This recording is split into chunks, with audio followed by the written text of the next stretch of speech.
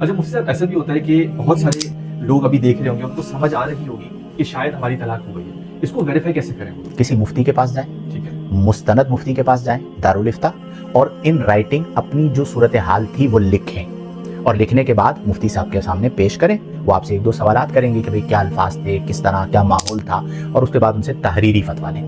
تو وہ فتویٰ آپ کو دیں گے کہ طلاق ہوئی ہے یا نہیں ہوئی. اپنی سمجھ سے مت سمجھیے کہ صورت میں جہاں پر سری ہے، یعنی میں کوئی یہ کہتا ہے اپنی بیوی کو کہ میں نے تمہیں طلاق دی، تو یہاں پر تو سمجھنے سمجھانے کی ضرورت ہی نہیں ہے، الفاظ ہی سری ہیں. یا اسٹامپ پیپر کے اوپر جو 3 طلاقیں لکھی ہوئی ہوتی ہیں اس پہ سگنیچر کر کے دے دیے، تو اب کیا سمجھنا. جہاں پر کنفیوژن ہے اس کنفیوژن کے لیے کسی مستند مفتی کے پاس جائیں. لیکن میں یہ آپ کے توسط سے آپ کے ویورز کے لیے یہ بات کہنا چاہوں گا کہ دیکھیں، آپ کسی طبیب کے پاس جاتے ہیں تو آپ اندھا دھن تو نہیں چلے جاتے، تھوڑی ریسرچ کرتے ہیں. آپ کو پتا ہوتا ہے کہ میں اگر نیم حکیم کے پاس، کسی ان کوالیفائڈ طبیب کے پاس، ڈاکٹر کے پاس چلا گیا تو میری جان چلی جائے گی. تو جس طرح ہم طبیب کو تھوڑا تلاش کرتے ہیں تو آپ کسی مستند مفتی کو بھی تلاش کریں.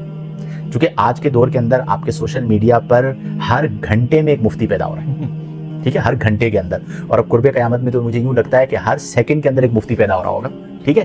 یعنی یہ وہ لوگ ہیں کہ جنہوں نے دین کا بیڑا غرق کر دیا، اور انہوں نے اپنی زندگی، یعنی آپ یہ دیکھیں کہ دین ایک علم ہے اور اسے حاصل کرتے ہوئے عمر بیت جاتی ہے، ایک عرصہ درکار ہوتا ہے. اور پھر جو مسند افتاء ہے اس کے لیے تو بڑا تجربہ درکار ہوتا ہے. فتویٰ نویسی ایک پوری فیلڈ ہے. صرف جو عالم ہوتا ہے وہ بھی فتویٰ دینے کی قابلیت نہیں رکھتا. اچھا، فتویٰ دینا ایک الگ چیز ہے. ہمارے یہاں جو درس نظامی ہوتا ہے اس کے بعد تخصص فی الفقہ الگ ہوتا ہے، ٹھیک ہے، وہ ایک اسپیشل کورس ہوتا ہے. اس میں تدریب کروائی جاتی ہے، فتوے لکھوائے جاتے ہیں. ایک بڑا مفتی ہوتا ہے، اس کے نیچے مفتی فتوے لکھتے ہیں. تو اس لیے مستند عالم سے، مستند مفتی سے فتویٰ لیجئے جو آپ کے نزدیک مستند ہو. آپ کے نزدیک مستند ہونے سے مراد کیا ہے کہ ان فیکٹ بھی مستند ہو آپ کا جس مسلک کے ساتھ تعلق ہے.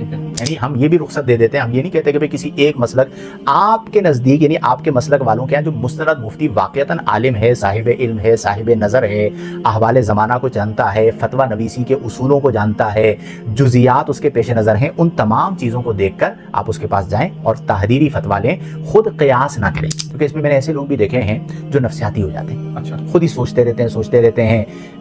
ایسے کیسز میرے پاس آئے ہیں کہ بعض لوگ وہ ہیں جو ذہنی طور پر طلاق کے بارے میں سوچتے رہتے ہیں اور پھر فون کر کے پوچھتے ہیں کہ میں نے طلاق کے بارے میں سوچا تھا، طلاق ہو تو نہیں ہے. تو میں ان سے پوچھتا ہوں بھائی تم نے الفاظ ادا کیے تھے؟ نہیں، الفاظ ادا نہیں کیے تھے تو حکم نہیں لگے گا طلاق کا. لیکن آپ کو ضرورت کیا ہے کہ آپ طلاق کے بارے میں اتنا سوچ رہے ہیں؟ آپ واک پہ نکل جائیے، آپ دوستوں میں چلے جائیے اور بہت زیادہ طلاق کے بارے میں تفکر مت کیجیے، ورنہ الٹیمیٹ آپ نفسیاتی ہو جائیں گے. اچھا.